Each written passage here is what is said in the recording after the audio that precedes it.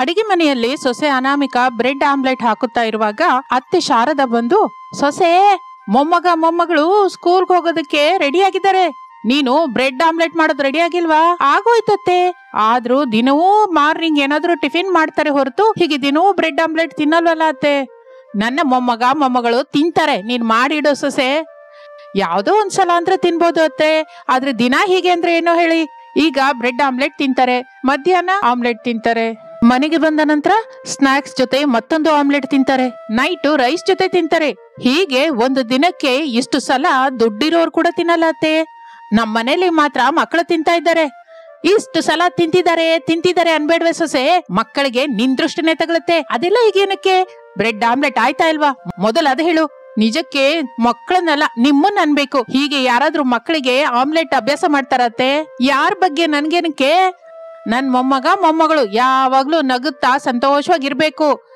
ಮತ್ತೆ ಹಿಡ್ಸಿದ್ದು ಮಕ್ಕಳು ಈಗ ತಿಂದೆ ಮತ್ ಯಾವಾಗ್ಲೇ ತಿಂತಾರೆ? ಇನ್ನೇನು ಮಾತನಾಡದೆ ಬ್ರೆಡ್ ಆಮ್ಲೆಟ್ ಈ ಕಡೆ ಕೊಡು, ನಾನು ತಿನ್ಸಿ ಸ್ಕೂಲಿಗೆ ಕಳಿಸ್ತೀನಿ. ಮತ್ತೆ ನೀನಾದ್ರೆ ಏನೋ ಒಂದು ಮಾತಂತೀಯ ಎಂದು ಶಾರದಾ ಹೇಳುತ್ತಲೇ ಅನಾಮಿಕಾ ಏನು ಮಾತನಾಡದೆ ಬ್ರೆಡ್ ಆಮ್ಲೆಟ್ ಹಾಕಿ ಕೊಡುತ್ತಾಳೆ. ಶಾರದಾ ಹಾಲ್ ನಲ್ಲಿರುವ ಹರೀಶ್ ಭವ್ಯರ ಹತ್ರಕ್ಕೆ ಬರ್ತಾಳೆ. ಅವರಿಗೆ ಪ್ರೇಮದಿಂದ ಬ್ರೆಡ್ ಆಮ್ಲೆಟ್ ತಿನ್ನಿಸ್ತಾಳೆ. ಇನ್ನು ಸಾಕು ಅಜ್ಜಿ, ಸ್ಕೂಲ್ಗೆ ಹೋಗೋಣ ಬನ್ನಿ. ಹೌದಮ್ಮ ಹೇಳುತ್ತಾ ಇದ್ದಾಗ ಮಕ್ಕಳ ಲಂಚ್ ಬಾಕ್ಸ್ ತೆಗೆದುಕೊಂಡು ಅನಾಮಿಕಾ ಅವರ ಹತ್ರಕ್ಕೆ ಬರ್ತಾಳೆ. ಲಂಚ್ ಬಾಕ್ಸ್ ತೆಗೆದುಕೊಂಡು ಲಂಚ್ ಅಲ್ಲಿ ಇಡಬೇಕಾದ ಆಮ್ಲೆಟ್ಸ್ ಬಗ್ಗೆ ಕೇಳ್ತಾರೆ. ಅನಾಮಿಕಾ ಇಟ್ಟಿದ್ದೀನಿ ಅಂತ ಹೇಳ್ತಾಳೆ. ಅದರಿಂದ ಮಕ್ಕಳು ಸಂತೋಷದಿಂದ ಸ್ಕೂಲ್ಗೆ ಹೋಗುತ್ತಾರೆ. ಟೂ ವೀಲರ್ ಅಲ್ಲಿ ಬೀದಿ ಸುತ್ತುತ್ತಾ ಮೊಟ್ಟೆ ಮಾರುತ್ತಾ ಇರುವ ರಾಜಯ್ಯ ರೋಡ್ ಪಕ್ಕದಲ್ಲಿ ಬೈಕ್ ಅನ್ನು ನಿಲ್ಲಿಸಿ ಫೋನ್ ಅಲ್ಲಿ ಮಾತಾಡ್ತಾ ಇರ್ತಾನೆ. ಅಯ್ಯೋ ಸುಭದ್ರಾ, ಯಾವಾಗ ನಡೀತಂತೆ ಎಂದು ಕೇಳುತ್ತಾ ಇರುವಾಗ ಮಣ್ಣಿನ ಮನೆಯಲ್ಲಿರುವ ಅವನ ಹೆಂಡತಿ ಸುಭದ್ರಾ ಫೋನ್ ಅಲ್ಲಿ ಹೀಗಂತಾಳೆ, ಯಾವಾಗ ಅಂತ ನನ್ಗೆ ಗೊತ್ತಿಲ್ಲ ಹೊರತು ಬೆಳಿಗ್ಗೆ ನೋಡಿದಾಗ ಬಾಯಿಂದ ಮಾತು ಬರ್ಲಿಲ್ಲಂತೆ. ಗಾಬರಿಯಾಗಿ ಬಿದ್ದು ಹಾಸ್ಪಿಟಲ್ಗೆ ಕರ್ಕೊಂಡೋದ್ರೆ ಡಾಕ್ಟರ್ ನೋಡಿ ಸತ್ತೋಗಿದ್ದಾನೆ ಅಂತ ಹೇಳಿದ್ರಂತೆ. ಸರಿ ಕಣೆ, ಬಟ್ಟೆ ಜೋಡ್ಸು, ನಾ ಮನೆಗ್ ಬರ್ತೀನಿ. ಮತ್ತೆ ಮೊಟ್ಟೆ ಎಲ್ಲಿಡ್ತೀರಾ? ಮನೇಲಿಟ್ರೆ ಬೆಕ್ಕು ಬಿಡೋದಿಲ್ಲ. ಎಷ್ಟು ಜಾಗ್ರತೆ ವಹಿಸಿದ್ರು ಹೇಗಾದ್ರೂ ಆ ಬಿಲ್ಲಿ ಅಲ್ಲಿಗೆ ಬರುತ್ತೋ ಗೊತ್ತಿಲ್ಲ. ಈಗ ಈ ಎಕ್ಸ್ ನ ಎಲ್ಲಿಡ್ಬೇಕು? ಇಷ್ಟು ದಿನ ಮೊಟ್ಟೆ ವ್ಯಾಪಾರ ಮಾಡ್ತಾ ಇದ್ದೀರಾ, ತುಂಬಾ ತಿಳಿದ ಚಿಕನ್ ಶಾಪ್ ಅವರು ಬೇರೆ ಶಾಪ್ ಅವ್ರು ಏನಾದ್ರು ಇರ್ತಾರಲ್ಲ, ವಿಷಯ ಹೇಳಿ ಅವ್ರ ಹತ್ರ ಇಟ್ಬಿಡಿ. 2 ದಿನದಲ್ಲಿ ಮತ್ತೆ ಬಂದು ತಗೊಳ್ಳೋಣ. ಈ ಆಲೋಚನೆ ಚೆನ್ನಾಗಿದೆ ಸುಭದ್ರಾ, ಹಾಗೆ ಮಾಡ್ತೀನಿ. ನೀನು ಸ್ಕೂಲ್ಗೆ ಹೋಗಿ ಮಗಳನ್ನ ಕರ್ಕೊಂಬ. ಇಷ್ಟರಲ್ಲಿ ನಾನು ಯಾರೋ ಒಬ್ಬರ ಹತ್ರ ಮಾತಾಡಿ ಕೋಳಿ ಮೊಟ್ಟೆ ಅಲ್ಲಿಟ್ಟು ಬರ್ತೀನಿ. 3 ಸೇರಿ ಊರಿಗೆ ಹೋಗೋಣ ಎಂದು ಹೇಳಿ ರಾಜಯ್ಯ ಫೋನ್ ಇಡುತ್ತಾನೆ. ಯಾರ ಹತ್ರ ತನ್ನ ಎಕ್ಸ್ ಇಡಬೇಕು ಅಂತ ಆಲೋಚನೆ ಮಾಡ್ತಾ ಇರ್ತಾನೆ. ಆಗ ಅವನಿಗೆ ಎಕ್ಸ್ ವ್ಯಾಪಾರ ಮಾಡುತ್ತಾ ಇರುವಾಗಿನಿಂದ ತುಂಬಾ ಪರಿಚಯವಿರುವ ಶಾರದಾ ನೆನಪಿಗೆ ಬರುತ್ತಾಳೆ. ಶಾರದಳನ್ನು ಪ್ರೇಮದಿಂದ ಅಕ್ಕ ಅಂತ ಕರಿತಾ ಇರ್ತಾನೆ ರಾಜಯ್ಯ. ಯಾರ ಹತ್ರ ಏನಕ್ಕೆ? ನಮ್ ಶಾರದಕ್ಕ ಇದ್ದಾಳಲ್ಲ, ಅವ್ರ ಮನೆ ಹತ್ರ ಇಟ್ಬಿಡ್ತೀನಿ ಎಂದು ಅಂದುಕೊಂಡು ದಿನದ ಹಾಗೆ ಆ ದಿನ ಕೂಡ ಶಾರದಾ ಅವರ ಮನೆಗೆ ಬರುತ್ತಾನೆ. ಮನೆಯ ಹೊರಗೆ ಕೂತ್ಕೊಂಡು ಪೇಪರ್ ನೋಡ್ತಾ ಇರುವ ಪ್ರಸಾದ್ ಕಾಣಿಸುತ್ತಾನೆ. ಭಾವನವರೇ, ನಮ್ಮ ಅಕ್ಕ ಇದ್ದಾರಾ? ಇದ್ದಾಳೆ ಕೋಳಿ ಮೊಟ್ಟೆ ಬಾಮ ಇದ್ದ. ಏನೇ ಶಾರದಾ, ನಿನ್ನ ಕೋಳಿ ಮೊಟ್ಟೆ ತಮ್ಮ ರಾಜಯ್ಯ ಬಂದಿದ್ದಾನೆ ಎಂದು ಹೇಳುತ್ತಾನೆ. ಶಾರದಾ ಎಕ್ಸ್ಟ್ರಾ ಹಿಡಿದುಕೊಂಡು ರಾಜಯ್ಯನ ಹತ್ರಕ್ಕೆ ಬರ್ತಾಳೆ. ಶಾರದಕ್ಕ, ಚೆನ್ನಾಗಿದ್ಯಾ? ಚೆನ್ನಾಗಿದ್ದೀನಿ ತಮ್ಮ, 1 ಡಜನ್ ಮೊಟ್ಟೆ ಕೊಡು. ಅಕ್ಕ, 1 ಡಜನ್ ಅಲ್ದಿದ್ದೆ 2 ಡಜನ್ ತಗೋ, ಆದ್ರೆ ನನ್ಗೊಂದು ಸಹಾಯ ಮಾಡ್ಬೇಕಕ್ಕ ಎಂದು ರಾಜಯ್ಯ ಕೇಳುತ್ತಾ ಇದ್ದಾರೆ. ಮಧ್ಯದಲ್ಲೇ ಪ್ರಸಾದ್ ಸೇರ್ಕೊಂಡು, ದುಡ್ಡು ಮಾತ್ರ ಕೇಳ್ಬೇಡ ಬಾಮೈದ. ದುಡ್ಡಲ್ಲ ಬಾವ, ಅಂದ್ರೆ ಇನ್ನೇನ್ ಬೇಕ ತಮ್ಮ ಸಹಾಯ ನಿಂಗೆ? ಅಕ್ಕ, ಅರ್ಧ ಗಂಟೆ ಹಿಂದೆ ನೆಂಟ್ರಿಂದ ಫೋನ್ ಬಂದಕ್ಕ, ತಿಳಿದವರು ಸತ್ ಹೋಗಿದ್ದಾರೆ, ಕುಟುಂಬದ ಜೊತೆ ಹೋಗ್ಬೇಕು, 1-2 ದಿನದಲ್ಲಿ ಬರ್ತೀನಿ. ಇದೆಲ್ಲ ಸರಿ ಹೊರತು ಈಗ ನಾನ್ ನಿನಗೇನ್ ಸಹಾಯ ಮಾಡ್ಬೇಕು ಅದು ಹೇಳು ಎಂದು ಶಾರದಾ ಅನ್ನುತ್ತಲೇ ಪ್ರಸಾದ್ ಸೇರ್ಕೊಂಡು, ನಿನಗಿನ್ನೂ ಅರ್ಥವಾಗ್ಲಿಲ್ವಾ? ರಾಜಯ್ಯ ತನ್ನ ಕೋಳಿ ಮೊಟ್ಟೆನ ನಮ್ಮ ಹತ್ರ ಇಡ್ಬೇಕು ಅಂತ ಇದ್ದಾನೆ. 2 ದಿನದಲ್ಲಿ ಬಂದು ತಕೊಂಡ್ ಹೋಗ್ತೀನಿ ಅಂತ ಹೇಳ್ತಾ ಇದ್ದಾನೆ. ಹೌದಕ್ಕ, ಬಾವ ಹೇಳಿದ್ದೆ. ಈ ವಿಷಯ ಹೇಳೋದಕ್ಕೆ ಸಹಾಯ ಅಂತ ದೊಡ್ಡ ಮಾತು ಆಡ್ಬೇಕಾ ತಮ್ಮ? ಎಗ್ಸ್ ತಗೊಂಬಂದು ಮನೇಲಿ ಇಟ್ಟು ಹೋಗು. ನಮಗೆ ಬೇಕಾದ ಡಜನ್ ಎಗ್ಸ್ ನ ಆಮೇಲೆ ತಗೋತೀನಿ ಬಿಡು. ಹಾಗೆ ಅಕ್ಕ, ತಗೋ ಎಂದು ಹೇಳಿ ರಾಜಯ್ಯ ತನ್ನ ಕೋಳಿ ಮೊಟ್ಟೆನ ಶಾರದಾ ಅವಳ ಮನೇಲಿ ಇಡ್ತಾನೆ. ಅನಾಮಿಕಾ ನೋಡಿ, ಇವನ್ನೇನಾದ್ರೂ ಮಕ್ಕಳು ನೋಡಿದ್ರು ಅಂದ್ರೆ ಇನ್ನು ಅಷ್ಟೇ ವಿಷಯ, ಕಾಣಿಸಿದ ಹಾಗೆ ಬಟ್ಟೆ ಸುತ್ತಬೇಕು ಎಂದು ಅಂದುಕೊಳ್ಳುತ್ತಾಳೆ. ರಾಜಯ್ಯ ಹೊರಗೆ ಬಂದು ಶಾರದಳಿಗೆ ಪ್ರಸಾದರಿಗೆ ಕೃತಜ್ಞತೆ ಹೇಳಿ ಹೊರಟು ಹೋಗುತ್ತಾನೆ. ಆ ದಿನ ರಾತ್ರಿ ಶುರುವಾದ ಮಳೆ 2-3 ದಿನ ಕಳೆದರೂ ಬೀಳ್ತಾನೆ ಇರುತ್ತೆ. ಅದರಿಂದ ರಮೇಶ್ ಹಮಾಲಿ ಕೆಲಸಕ್ಕೆ ಹೋಗದೆ ಮನೆ ಹತ್ರನೇ ಇರ್ತಾನೆ. ದುಃಖದಿಂದ ಅನಾಮಿಕಳ ಹತ್ರ ಹೀಗಂತಾನೆ, ಅನಾಮಿಕಾ, 3 ದಿನದಿಂದ ಮಳೆ ಬೀಳ್ತಾನೆ ಇದೆ. ನಾನು ಕೆಲ್ಸಕ್ಕೆ ಹೋಗಲಾರ್ದೆ ಹೋಗ್ತಾ ಇದ್ದೀನಿ. ಬರೋ ಸಂಪಾದನೆಯಲ್ಲಿ 3,000 ಕಡಿಮೆ ಆಗುತ್ತೆ ಅನಾಮಿಕಾ. ಪರವಾಗಿಲ್ಲ ಬಿಡಿ, ನಾನು ಯಾವ್ದೋ ಒಂಥರ ಹೊಂದಿಸ್ತೀನಿ. ನೀವೇನು ದುಃಖ ಪಡಬೇಡಿ. 1 ತಿಂಗಳ 3 ದಿನ ಆದ್ರಿಂದ ಸರಿ ಹೊಂದಿಸ್ತೀಯ ಅನಾಮಿಕಾ. ಆದ್ರೆ ಏನು ರೀ, ಇದು ಮಳೆಗಾಲ ಅನಾಮಿಕಾ. ಯಾವಾಗ ಮಳೆ ಬೀಳುತ್ತೋ ಗೊತ್ತಿಲ್ಲ, ಯಾವಾಗ ಮಳೆ ಬೀಳದೆ ಇರುತ್ತೋ ಅದು ಅರ್ಥವಾಗಲ್ಲ. ಮಳೆ ಬಿಡ್ತಾ ನಮ್ಮ ಹಮಾಲಿ ಕೆಲಸ ಸಾಗೋದಿಲ್ಲ. ಕೆಲಸ ಮಾಡದೇ ಇದ್ರೆ ದುಡ್ಡು ಬರಲ್ಲ. ಸಂಪಾದನೆ ಕಡಿಮೆ ಆದ್ರೆ ಸಾಲ ಮಾಡಬೇಕಾದ ಪರಿಸ್ಥಿತಿ ಬರುತ್ತೆ.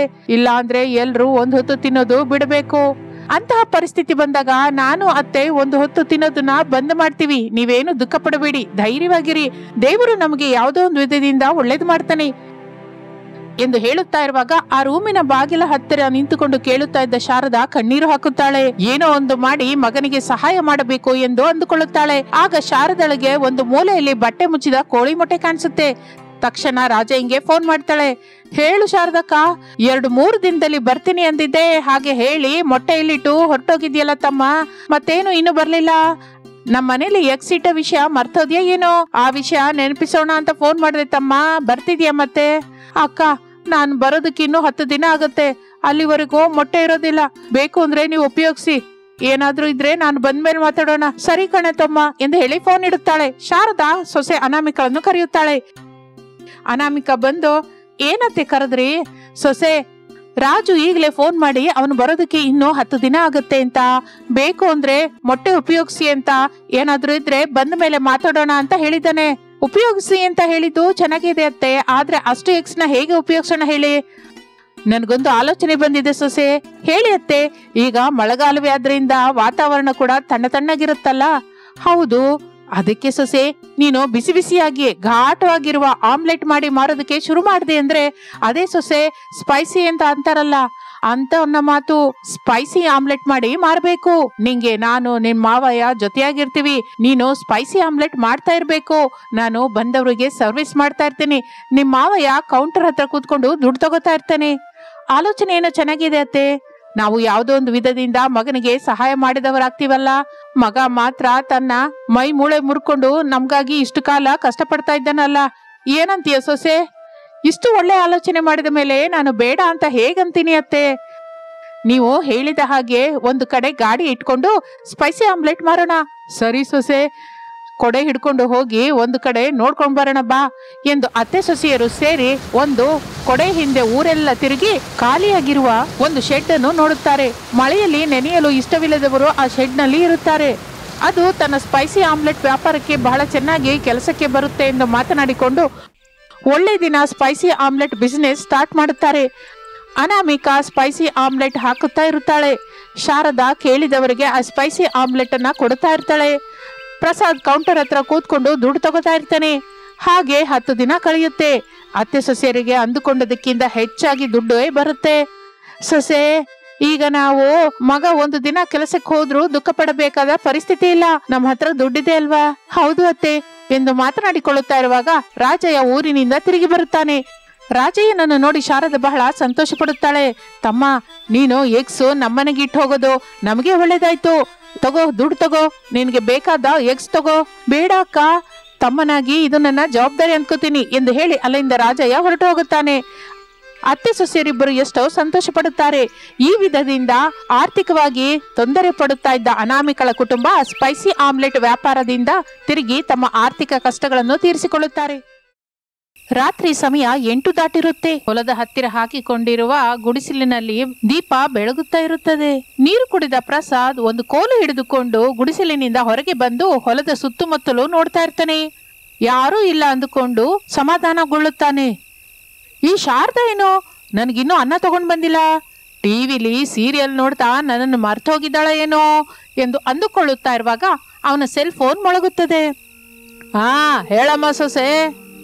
ಮಣ್ಣಿನ ಮನೆಯಲ್ಲಿ ಸಂಸಾರವಾಗುತ್ತಿರುವ ಅನಾಮಿಕಾ ಮನೆಯ ಬಾಗಿಲ ಹತ್ರ ನಿಂತ್ಕೊಂಡು ಫೋನಲ್ಲಿ ಮಾತಾಡ್ತಾ ಇರ್ತಾಳೆ. ಮಾವಯ್ಯ, ಅನ್ನ ತಗೊಂಡು ಅತ್ತೆ ಬಂದ್ರಾ? ನಿಜಕ್ಕೂ ನಿಮ್ಮತ್ತೆ ಮನೆಯಿಂದ ಹೊರಟಿದಳ ಇಲ್ವಾ ಸೊಸೆ? ಹೊರಟೋಗಿ ತುಂಬಾ ಸಮಯವಾಯ್ತು ಮಾವಯ್ಯ. ಅಂದ್ರೆ ಇನ್ನೂ ನಿಮ್ಮ ಹತ್ರ ಬಂದಿಲ್ವಾ? ಇಲ್ಲಮ್ಮ, ನಿಮ್ಮತ್ತೆ ಬೆಕ್ಕಿನ ಹಾಗೆ ನೋಡ್ಕೊಂಡು ಬರೋಷ್ಟರಲ್ಲಿ ಟೈಮ್ ಆಗುತ್ತೆ. ನೀನೇನು ಗಾಬರಿ ಆಗ್ಬೇಡ. ಬಂದ ತಕ್ಷಣ ನಾನೇ ಫೋನ್ ಮಾಡ್ತೀನಿ. ಅದು ಸರಿ ಮಾವಯ್ಯ. ಒಂದು ಸಲ ನೀವು ಅತ್ತೆಗೆ ಎದುರಿಗೆ ಹೋಗಿ. ಅತ್ತೆ ಎಷ್ಟು ಬೆಕ್ಕಿನ ಹಾಗೆ ನಡೆದ್ರು, ನರಿ ಹಾಗೆ ನಡೆದ್ರು. ಈ ಹೊತ್ತಿಗೆ ನಿಮ್ ಹತ್ರನೇ ಬಂದಿರ್ಬೇಕಲ್ಲ. ಹಾಗೆ ಬಂದಿಲ್ಲ ಅಂದ್ರೆ ಅತ್ತೆ ಏನಾದ್ರೂ ಕೆಸರಿನ ಗುಂಡಿಯೊಳಗೆ ಆಗ್ಲಿ, ಕಾಲುವೆಯಲ್ಲಾಗ್ಲಿ, ಇಲ್ಲ ಬಾವಿಯಲ್ಲಾಗ್ಲಿ ಬಿದ್ದಿರ್ತಾಳೆ ಮಾವಯ್ಯ. ಬಿದ್ರು ಏನಾಗಲ್ಲ ಬಿಡಮ್ಮ, ನಿಮ್ಮ ಅತ್ತೆಗೆ ಈಜು ಬರುತ್ತಲ್ಲ. ಅದೆಲ್ಲ ಮಾವಯ್ಯ, ಒಂದ್ಸಲ ನೀವು ಹೋಗಿ ಬನ್ನಿ. ನಿಮ್ಮ ಅತ್ತೆಗೆ ಏನೂ ಆಗಲ್ಲ ಸೊಸೆ, ಏನೋ ಒಂದು ನಿಧಾನವಾಗಿ ಅವಳೇ ಬರ್ತಾಳೆ. ನಾನು ಮಾತ್ರ ಆಲೂಗಡ್ಡೆ ಬೆಳೆ ಬಿಟ್ಟು ಎಲ್ಲೂ ಹೋಗಲ್ಲ. ಮೊದಲೇ ಆಲೂಗಡ್ಡೆಗೆ ಬೆಲೆ ವಿಪರೀತವಾಗಿ ಬೆಳೆದಿದೆ ಅಮ್ಮ. ಅದೆಲ್ಲ ಮಾವಯ್ಯ, ಅತ್ತೆಗೆ ನಾಯಿಗಳಂದ್ರೆ ಭಯ. ದಾರಿಯಲ್ಲಿ ಯಾವ್ದಾದ್ರು ನಾಯಿ ಕಾಣಿಸಿರುತ್ತೆ. ಗಾಬರಿಯಲ್ಲಿ ಹೊಲಕ್ಕೆ ಹೋಗುವ ದಾರಿ ಕೂಡ ಮರೆತು ಎಲ್ಲೋ ಹೋಗಿರ್ತಾಳೆ ಮಾವಯ್ಯ. ನನಗೆ ನಿಮ್ಮ ಅತ್ತೆ ಅಂದ್ರೆ ಭಯ ಸೊಸೆ. ನಾನು ಹಾಗೆ ಓಡ್ ಹೋಗಿಲ್ವಲ್ಲ. ನಾನು ಶಾರದಳನ್ನೇನು ಅನ್ನಲ್ಲ, ಶಾರದಾ ಕೂಡ ನನ್ನನ್ನೇನು ಅನ್ನಲ್ಲ. ಹಾಗೆ ನಾಯಿನ ಕೂಡ ಏನಾದ್ರು ಅಂದ್ರೆ ಅವು ನಮ್ಮನ್ನ ಹಿಂಬಾಲಿಸ್ತವೆ. ನಿಮ್ಮ ಅತ್ತೆಗೆ ಬಂದ ಭಯವೇನು ಇಲ್ಲ ಹೊರತು ನೀನು ಮಕ್ಕಳ ಜೊತೆ ಜಾಗೃತಿಯಾಗಿರಮ್ಮ, ಇಡ್ತೀನಿ ಎಂದು ಹೇಳಿ ಪ್ರಸಾದ್ ಫೋನ್ ಇಡುತ್ತಾನೆ. ಇನ್ನು ಮನೆ ಹತ್ರ ಅನಾಮಿಕ ಗಾಬರಿ ಆಗ್ತಾ ಇರ್ತಾಳೆ. ಮನೆ ಹತ್ರ ಇಂದ ಅತ್ತೆ ಹೊರಟು ಹೊಲದ ಹತ್ರ ಹೋಗೋದಕ್ಕೆ ಅರ್ಧ ಗಂಟೆ ಹಿಡಿಯುತ್ತೆ. ಮತ್ತೆ ಅತ್ತೆ ಮನೆಯಿಂದ ಹೊರಟು 1 ಗಂಟೆ ಆಗೋಯ್ತೆ. ಈಗ ನಿಜಕ್ಕೂ ಅತ್ತೆ ಎಲ್ಲಿದ್ದ ಹಾಗೆ, ಹೇಗಿದ್ದಾಳೋ ಎಂದು ಅನಾಮಿಕ ಆಲೋಚಿಸಲಿಕ್ಕೆ ಶುರು ಮಾಡುತ್ತಾಳೆ. ಸರಿಯಾಗಿ ಆಗಲೇ ಶಾರದಾ ಒಂದು ಕೈಯಲ್ಲಿ ಅನ್ನ ಸಾರು ಇರುವ ಡಬ್ಬ, ಮತ್ತೊಂದು ಕೈಯಲ್ಲಿ ಟಾರ್ಚ್ ಲೈಟ್ ಹಿಡಿದುಕೊಂಡು ಮಣ್ಣಿನ ರೋಡ ಮೇಲೆ ಪೆಚ್ಚು ಪೆಚ್ಚಾಗಿ ನಿಂತಿರ್ತಾಳೆ. ಅವಳ ಎದುರಿಗೆ ತನ್ನನ್ನೇ ನೋಡ್ತಾ ಇರುವ ನಾಯಿ ಇರುತ್ತೆ. ನಿನಗೆ ಕೈ ಮುಗಿತೀನಿ, ನನ್ನನ್ನು ಬಿಟ್ಟು ಬಿಡೆ. 1 ಗಂಟೆಯಿಂದ ನನ್ನನ್ನು ಹೀಗೆ ಓಡಿಸ್ತಾ ಇದೆಯಲ್ಲೇ, ಇದು ನಿನಗೆ ಸರಿಯಲ್ಲ ಎಂದು ಶಾರದಾ ಅನ್ನುತ್ತಲೇ ನಾಯಿ ಅರಚುತ್ತಾ ಇರುತ್ತೆ. ನಿಮ್ಮ ಅಮ್ಮನ ಹೊಟ್ಟೆ ಒಡಿಯ, ನಿನಗೆ ಬೇಕು ಅಂದ್ರೆ ನಾಳೆಯಿಂದ ನಿನಗೆ ರುಚಿಯಾಗಿ ಗಮ್ ಅಂತ ಚಿಕನ್ ಸಾರು ಮಾಡ್ಕೊಡ್ತೀನಿ. ಈ ಹೊತ್ತು ಮಾತ್ರ ನನ್ನನ್ನು ಬಿಟ್ಬಿಡೆ ಎಂದು ಶಾರದಾ ಆ ನಾಯಿಯನ್ನ ಬೇಡಿಕೊಳ್ಳುತ್ತಾ ಇದ್ದರೆ ಆ ನಾಯಿ ಅರಚುತ್ತಾ ಇರುತ್ತೆ. ನೀನು ಮನುಷ್ಯಳಾದ್ರೆ ಆಗ ನನ್ನ ಕಷ್ಟ ಭಾಷೆ ಅರ್ಥವಾಗುತ್ತೆ.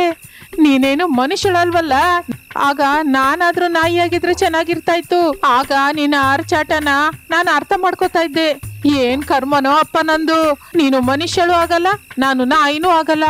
ಈಗ ಇಲ್ಲಿಂದ ನಾನು ತಪ್ಪಿಸ್ಕೊಂಡು ಎಲ್ಲಿಗೆ ಹೋಗ್ಬೇಕು ಎಂದು ಅಂದುಕೊಳ್ಳುತ್ತಾ ಇದ್ರೆ ನಾಯಿ ಅರಚುತ್ತಲೇ ಇರುತ್ತದೆ. ಶಾರದಾ ನಾಯಿಯನ್ನು ನೋಡುತ್ತಾ ತನ್ನಲ್ಲಿ ತಾನು ಹೀಗಂದ್ಕೋತಾಳೆ, ಹೋಗ್ಲಿ ಬಿಡೆ, ಏನು ಒಂಥರದಿಂದ ಓಡ್ಕೊಂಡು ಪ್ರಾಣ ಕಾಪಾಡ್ಕೊಳ್ಳೋಣ ಅಂದ್ರೆ ನನ್ನ ಭಾರಿ ಶರೀರ ಅದಕ್ಕೆ ಸಹಕರಿಸ್ತಾ ಇಲ್ಲ.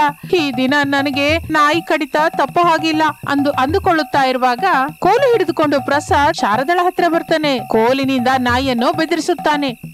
ಅಷ್ಟೇ, ನಾಯಿಯಲ್ಲಿಂದ ಓಡಿ ಹೋಗುತ್ತೆ. ಶಾರದಾ ಅದನ್ನು ನೋಡಿ ರಿಲ್ಯಾಕ್ಸ್ ಆಗುತ್ತಾಳೆ. ಶಾರದನ್ನ ನೋಡಿ ಪ್ರಸಾದ್ ನಗ್ತಾ ಇರ್ತಾನೆ. ಶಾರದಾ ಅದೊಂಥರ ಮುಖವಿಟ್ಟು, ನಕ್ಕಿದು ಸಾಕು ಬನ್ನಿ ಎಂದು ಹೇಳುತ್ತಲೇ ಪ್ರಸಾದ್ ನಗು ಕೂಡ ನಿಲ್ಲಿಸಿ ಶಾರದಳನ್ನು ಕರೆದುಕೊಂಡು ಅಲ್ಲಿಂದ ಹೊರಟು ಹೋಗುತ್ತಾನೆ. ಇನ್ನು ಮಣ್ಣಿನ ಮನೆಯಲ್ಲಿ ಸಂಸಾರವಿರುತ್ತಿರುವ ಬಡ ಸೊಸೆ ಅನಾಮಿಕ ಮನೆಯ ಬಾಗಿಲ ಹತ್ರ ನಿಂತ್ಕೊಂಡು ಬೀದಿ ಕಡೆ ನೋಡ್ತಾ ಇರುವಾಗ ಹೊರಗಿಂದ ರಮೇಶ್ ಆಗಲೇ ಮನೆಯೊಳಗೆ ಬರ್ತಾನೆ. ಏನಾಯ್ತು ಅನಾಮಿಕ? ನಿಮಗಾಗಿ ಆಗ್ಲಿಂದ ನೋಡ್ತಾ ಇದ್ದೀನಿ ರೀ. ನನಗಾಗಿನಾ? ಯಾಕೆ? ಅತ್ತೆ ಆಲೂ ಬೆಳೆಗಾಗಿ ಕಾವಲು ಕಾಯ್ತಾ ಇರುವ ಮಾವಯ್ಯಂಗೆ ಅನ್ನ ತಗೊಂಡು ಹೋಗಿ 1 ಗಂಟೆ ಹೊತ್ತಾಯ್ತು. ಆದ್ರೆ ಅತ್ತೆ ಏನೋ ಇನ್ನು ಮಾವೇನ್ ಹತ್ರ ಹೋಗಿಲ್ಲ ಅಂತೆ ಎಂದು ಹೇಳುತ್ತಲೇ ರಮೇಶ್ ಗಾಬರಿ ಆಗ್ತಾನೆ. ಈ ವಿಷಯ ಈಗ್ಲಾ ಹೇಳೋದು ಎಂದು ತಕ್ಷಣ ಪ್ರಸಾದ್ಗೆ ಫೋನ್ ಮಾಡ್ತಾನೆ. ಸರಿಯಾಗಿ ಆಗಲೇ ಪ್ರಸಾದ್ ಶಾರದಾ ಹೊಲದ ಹತ್ತಿರವಿರುವ ಗುಡಿಸಿಲಿನಲ್ಲಿ ಕೂತ್ಕೊಂಡು ಅನ್ನ ತಿಂತಾ ಇರ್ತಾರೆ. ಮಗು ರಮೇಶು, ನಿಮ್ಮಮ್ಮ ನನ್ನ ಹತ್ರಕ್ಕೆ ಬಂದ್ಲು. ನಾನು ಅನ್ನ ತಿಂತಾ ಇದ್ದೀನಿ. ಮಕ್ಕಳ ಜೊತೆ ನೀವು ಜಾಗೃತಿಯಾಗಿ ಮಲಗಿ. ಬೆಳಿಗ್ಗೆ ನೀನು ಸೊಸೆ ಜೈರಿ ಬನ್ನಿ, ಆಲಿ ಎಲ್ಲ ಕೇಳೋಣ. ಸರಿಯಪ್ಪ ಎಂದು ಹೇಳಿ ರಮೇಶ್ ಫೋನ್ ಅನ್ನು ಇಟ್ಟು ಅನಾಮಿಕಳ ಕಡೆ ನೋಡ್ತಾನೆ. ಅನಾಮಿಕಾ, ಅಮ್ಮ ಅಪ್ಪನ ಹತ್ರ ಹೋಗಿದ್ದಾಳಂತೆ. ಅಪ್ಪ ಅನ್ನ ತಿಂತಾ ಇದ್ದಾರೆ, ನನ್ ಕೂಡ ಅನ್ನ ಹಾಕು. ಬೆಳಿಗ್ಗೆನೆ ನಾವು ಹೊಲದ ಹತ್ರ ಹೋಗ್ಬೇಕು, ಆಲೂ ಬೆಳೆ ಎಲ್ಲ ಕೊಯ್ಬೇಕು. ಸರಿ ರೀ, ಈಗ ನನ್ನ ಗಾಬರಿ ಕಡಿಮೆ ಆಯ್ತು ಎಂದು ಬಾಗಿಲು ಹಾಕಿ ಇಬ್ಬರು ಒಳಗಡೆಗೆ ಹೋಗುತ್ತಾರೆ. ಮಾರನೇ ದಿನ ಆಲೂ ಬೆಳೆ ಹಾಕಿದ ಹೊಲದಲ್ಲಿ ಅತ್ತೆ ಸೊಸೆಯರು ಶಾರದಾ ಅನಾಮಿಕರು, ತಂದೆ ಮಗ ಪ್ರಸಾದ್ ರಮೇಶರು ಆಡುತ್ತಾ ಹಾಡುತ್ತಾ ಆಲೂಗಡ್ಡೆಯನ್ನು ತೆಗೆಯುತ್ತಾ ಕತ್ತಲಾಗುತ್ತಾ ಇರುವಾಗ 2-3 ಚೀಲ ತುಂಬಿ ಗುಡಿಸಿಲಿನಲ್ಲಿ ಇಡ್ತಾರೆ. ಮಗು ರಮೇಶು, ನಾನೀಗ ಕಾವಲಾಗಿರ್ತೀನಿ. ನೀನು ಸೊಸೆ ಮನೆಗೆ ಹೋಗಿ ನಿಮ್ಮ ಅತ್ತೆ ಹತ್ರ ಊಟ ಕಳಿಸು. ಅಬ್ಬೋ, ನಾನು ಕೂಡ ಹೋಗಲ್ಲ, ನನ್ನಿಂದಾಗಲ್ಲ. ಇಲ್ಲೇ ಇರ್ತೀನಿ ಮಗನೇ. ನೀವೇ ಇಬ್ರು ಸರಿ ಹೋಗುವ ಅನ್ನ ಸಾರು ತಂದು ಕೊಟ್ಬಿಡು. ಸರಿ ಅಮ್ಮ, ನೀವಿಬ್ಬರು ಇಲ್ಲೇ ಆಲೂ ಬೆಳೆಗಾಗಿ ಕಾವಲಾಗಿರಿ. ಅನಾಮಿಕಾ ಅಡಿಗೆ ಮಾಡಿದ ಮೇಲೆ ನಾನು ನಿಮಗೆ ಡಬ್ಬ ತಗೊಂಡ್ಬರ್ತೀನಿ. ಸರಿ ಕಣೋ ಮಗನೇ ಎಂದು ಶಾರದಾ ಒಪ್ಪಿಕೊಳ್ಳುತ್ತಲೇ ರಮೇಶ್ ಅನಾಮಿಕರು ಮನೆಗೆ ಹೊರಡುತ್ತಾರೆ. ಆ ದಿನ ರಾತ್ರಿ ಕೂಡ ಸಮಯ 8 ದಾಟಿರುತ್ತೆ. ಗುಡಿಸಿಲಿನಲ್ಲಿ ಮಂಚದಲ್ಲಿ ಶಾರದಾ ಪ್ರಸಾದ್ ಕೂತ್ಕೊಂಡಿರ್ತಾರೆ. ಏನಯ್ಯ, ಟೌನ್ಗೆ ಹೋದ ಮಗ ಇನ್ನು ಮನೆಗೆ ಬಹುದ ಹಾಗಿಲ್ಲ. ಅದಕ್ಕೆ ಸೊಸೆ ಅನಾಮಿಕಾ ನಮ್ಗಾಗಿ ಅನ್ನ ಕಳಿಸಿಲ್ಲ. ನೀವು ಮನೆಗೆ ಹೋಗಿ ಬರ್ತೀರಾ? ಏನು ಬೇಡ ಶಾರದಾ, ನನಗೆ ಈಗಲೇ ಹಸಿವಾಗ್ತಾ ಇಲ್ಲ. ಹಸಿವೆ ಆದಾಗ ಸುಟ್ಟ ಜೋಳಗಳಿದೆ ಅಲ್ಲ, ಅದನ್ನ ತಿಂತೀನಿ ಬಿಡು. ನೀನು ಮನೆಗೆ ಹೋಗು, ಸೊಸೆ ಒಬ್ಳೇ ಇರ್ತಾಳಲ್ಲ. ಇಲ್ಲಿ ಕೂಡ ನೀವು ಒಬ್ರೇ ಇರ್ತೀರಲ್ರಿ? ಒಬ್ನೇ ಇರ್ತೀನಿ, ಆದ್ರೆ ಮಾತ್ರ ನನಗೇನಾದ್ರೂ ಭಯನಾ? ನನಗೇನಾಗಲ್ಲ ಹೊರತು ನೀನು ಮನೆಗೆ ಹೋಗು. ಸೊಸೆ ಅಲ್ಲಿ ಮಗನಿಗಾಗಿ ನೋಡ್ತಾ ಈ ಕಡೆ ನಮಗೆ ಅನ್ನ ತಗೊಂಡ್ಬಂದಿಲ್ಲ ಅಂತ ದುಃಖ ಪಡ್ತಾ ಇರ್ತಾಳೆ. ನೀವು ಕೂಡ ಬನ್ನಿ, ಇಬ್ರು ಮನೆಗೆ ಹೋಗಿ ಅನ್ನ ತಿನ್ಕೊಂಡು ಬಂದ್ಬಿಡೋಣ. ಮತ್ತೆ ನಾವು ಮನೆಗೆ ಹೋಗೋದು ಯಾರಾದ್ರೂ ನೋಡಿದ್ರಾ? ನಾವು ಹಾಕಿಕೊಂಡ ಆಲೂಗಡ್ಡೆ ಹೊಲದಲ್ಲಿ ಕಳ್ಳರು ಬರ್ತಾರೆ, ಎಲ್ಲ ದೋಚ್ಕೊಂಡು ಹೋಗ್ತಾರೆ. ಮೊದಲೇ ಆಲೂಗೆಡ್ಡೆಗೆ ಬೆಲೆ ವಿಪರೀತವಾಗಿ ಏರಿದೆ ಎಂದು ಅವರಿಬ್ಬರು ಮಾತನಾಡಿಕೊಳ್ಳುತ್ತಾ ಇರುವಾಗ ರಮೇಶ್ ಅವರ ಹತ್ತಿರಕ್ಕೆ ಅನ್ನದ ಡಬ್ಬ ತಗೊಂಡ್ಬರ್ತಾನೆ. ಅವರಿಗೆ ಕೊಟ್ಟು ಹೊರಟು ಹೋಗುತ್ತಾನೆ. ಶಾರದಾ ದಂಪತಿಗಳು ತಮಾಷೆಯಾಗಿ ಮಾತನಾಡಿಕೊಳ್ಳುತ್ತಾ ಅನ್ನ ತಿಂದು ಬೆಳೆಗಾಗಿ ಕಾವಲಾಗ್ತಾ ಇರ್ತಾರೆ. ಇನ್ನು ಮಾರನೇ ದಿನ ಎಲ್ಲರೂ ಆಲೂ ಬೆಳೆ ಹೊಲದ ಹತ್ತಿರ ಬಂದು ಆಲೂ ಬೆಳೆಯನ್ನು ಚೀಲದಲ್ಲಿ ಹಾಕುತ್ತಾರೆ. ಹೊಲವೆಲ್ಲ ಪೂರ್ತಿ ಖಾಲಿಯಾಗುತ್ತೆ. ದೊಡ್ಡ ಗಾಡಿಯನ್ನು ತೆಗೆದುಕೊಂಡು ಪ್ರಸಾದ್ ಬರ್ತಾನೆ. ಅಪ್ಪ, ಅನಾಮಿಕಾ ನಿಮ್ ಹತ್ರ ಏನೋ ಮಾತಾಡ್ಬೇಕಂತೆ. ನನಗ್ ಗೊತ್ತು ಮಗನೇ, ಸೊಸೆ ಏನ್ ಹೇಳ್ತಾಳೋ ಅಂತ. ನಿನ್ನೆ ರಾತ್ರಿ ನಿಮ್ಮಮ್ಮ ನನ್ನ ಹತ್ರ ಹೇಳಿದ್ಲು. ಸೊಸೆಗ್ ಬಂದ ಆಲೋಚನೆ ಚೆನ್ನಾಗಿದೆ. ನಾನು ಕೂಡ ಸೊಸೆ ಮಾಡ್ತೀನಿ ಅಂತ ಹೇಳಿದ ಆ ಫ್ರೆಂಚ್ ಫ್ರೈಸ್ ಬಿಸ್ನೆಸ್ಗೆ ಒಪ್ಕೋತೀನಿ. ಅನಾಮಿಕಾ, ನೀನು ಈ ವಿಷಯ ಅಮ್ಮಂಗ್ ಕೂಡ ಹೇಳಿದ್ಯಾ? ಮೊದಲು ನಾನು ಅತ್ತೆಗೆ ಹೇಳಿದೆ ರೀ. ಅತ್ತೆ ಕೂಡ ಈ ಬಿಸ್ನೆಸ್ ಚೆನ್ನಾಗಿ ಹಿಡಿಸಿದೆ. ಮಾವಯ್ಯಂಗೆ ಹೇಳಿ ಒಪ್ಪಿಸ್ತೀನಿ ಅಂತ ನನ್ನ ಹತ್ರ ಹೇಳಿದ್ರು. ಈಗ ಮಾವಯ್ಯ ಕೂಡ ಒಪ್ಕೊಂಡಿದ್ದಾರೆ. ನಿನ್ನ ಆಲೋಚನೆ ಚೆನ್ನಾಗಿದೆ ಅಮ್ಮ. ಯಾವುದು ಯಾವ ಬೆಳೆ ಆದ್ರೂ ದರ ಹೆಚ್ಚಾದಾಗ ಆಕಾಶದಲ್ಲಿ ಇರುತ್ತೆ, ದರ ಇಳಿದಾಗ ಪಾತಾಳಕ್ಕೆ ಬಿದ್ದು ಹೋಗುತ್ತೆ. ಎಲ್ಲರೂ ಬೆಳೆನ ಬೆಳೀತಾ ಲಾಭ ಬಂದಾಗ ಸಂತೋಷ ಪಡೋದು, ನಷ್ಟ ಬಂದಾಗ ದುಃಖ ಪಡೋದೇನಕ್ಕೆ? ನಾವ್ ಹೇಗೂ ಬೆಳೆನ ಬೆಳೀತಾ ಇದ್ದೀವಲ್ಲ. ಸೊಸೆ ಫ್ರೆಂಚ್ ಫ್ರೈಸ್ ಬಿಸ್ನೆಸ್ ಮಾಡ್ತೀನಿ ಅಂತ ಇದ್ದಾಳೆ, ಮಾಡೋದಕ್ ಬಿಡೋಣ. ಬಹಳ ಸಂತೋಷ ಮಾವಯ್ಯ, ನೀವು ಇಷ್ಟೆಲ್ಲ ಅರ್ಥ ಮಾಡ್ಕೋತೀರಾ ಅಂತ ನಾನು ನಿಜಕ್ಕೂ ಅಂದ್ಕೊಂಡಿರ್ಲಿಲ್ಲ. ನೋಡಮ್ಮ ಸೊಸೆ, ನೀನು ಇಂತಹ ಆಲೋಚನೆ ಯಾಕೆ ಮಾಡಿದ್ಯೋ ನಾನು ಅರ್ಥ ಮಾಡಿಕೊಳ್ಳಲಾರದೆ ಇದ್ರೆ ಹೇಗೆ ಹೇಳು? ನಿನ್ನ ಮುಂದಾಲೋಚನೆ ನನಗೆ ತುಂಬಾ ಹಿಡಿಸಿದೆ. ಅಂದ್ರೆ ಸೊಸೆನ ಫ್ರೆಂಚ್ ಫ್ರೈಸ್ ಮಾಡಿ ಮಾರ್ಕೋ ಅಂತ ಹೇಳೋದಕ್ಕೆ ಶುರು ಮಾಡು ಅಂತೀರಾ? ಹೌದು ಶಾರದಾ, ಸೊಸೆ ಶುರು ಮಾಡ್ತೀನಿ ಅಂತ ಹೇಳಿದ ಫ್ರೆಂಚ್ ಫ್ರೈಸ್ ಬಿಸ್ನೆಸ್ ಯಾವತ್ತೂ ನಡೀತಾ ಇರುತ್ತೆ. ನಾವು ಕಷ್ಟದಲ್ಲಿರುವಾಗ ನಮ್ಮನ್ನ ಕಾಪಾಡುತ್ತೆ. ಅದಕ್ಕೆ ಬೇಕಾದ ಆಲೂಗಡ್ಡೆನ ಪಕ್ಕದಲ್ಲಿ ಇಡ್ತಾ ಇದ್ದೀನಮ್ಮ ಎಂದು ಹೇಳಿ ಮಿಕ್ಕ ಚೀಲಗಳನ್ನು ಮೂಟೆ ಕಟ್ಟಿ ಎತ್ತಿನ ಗಾಡಿಯಲ್ಲಿ ಹಾಕೋತಾರೆ ಪ್ರಸಾದ್, ರಮೇಶ್. ಇನ್ನು ಆ ಗಾಡಿ ತುಂಬಿದ ನಂತರ ಶಾರದಾ, ನೀನು ಸೊಸೆ ಸೇರಿ ಮನೆಗೆ ಹೋಗಿ, ನಾನು ಮಗ ಮಾರ್ಕೆಟ್ಗೆ ಹೋಗಿ ಈ ಹಾಲು ಎಲ್ಲ ಮಾರ್ಕೊಂಡು ಮನೆಗೆ ಬರ್ತೀವಿ ಎಂದು ಹೇಳಿ ಗಾಡಿಯನ್ನು ಹೊಡೆದುಕೊಂಡು ಹೋಗುತ್ತಾರೆ. 1-2 ದಿನ ಕಳೆದ ನಂತರ ಅನಾಮಿಕಾ ಟೌನ್ ನಲ್ಲಿ ಒಂದು ಒಳ್ಳೆ ಜಾಗ ನೋಡಿಕೊಂಡು ಫ್ರೆಂಚ್ ಫ್ರೈಸ್ ಬಿಸ್ನೆಸ್ ಮಾಡಲಿಕ್ಕೆ ಶುರು ಮಾಡುತ್ತಾಳೆ. ದಿನ ಕಳೆಯುತ್ತಿದ್ದ ಹಾಗೆ ಅನಾಮಿಕಾ ಪ್ರಾರಂಭಿಸಿದ ಫ್ರೆಂಚ್ ಫ್ರೈಸ್ ಬಿಸ್ನೆಸ್ ತುಂಬಾ ಚೆನ್ನಾಗಿ ನಡೆಯುತ್ತಾ ಒಳ್ಳೆ ಸಂಪಾದನೆ ತಂದು ಕೊಡ್ತಾ ಇರುತ್ತೆ. ಇದರಿಂದ ಆ ಕುಟುಂಬ ಬಹಳ ಸಂತೋಷದಿಂದ ಜೀವಿಸುತ್ತಾ ಇರುತ್ತೆ. ಇದು ಇಂದಿನ ಕತೆ. ಮತ್ತೊಂದು ಆಸಕ್ತಿಕರವಾದ ಕತೆ ಜೊತೆ ಮತ್ತೆ ಸೇರೋಣ. ಅಲ್ಲಿವರೆಗೂ ವಿರಾಮ. ನಮಸ್ತೆ.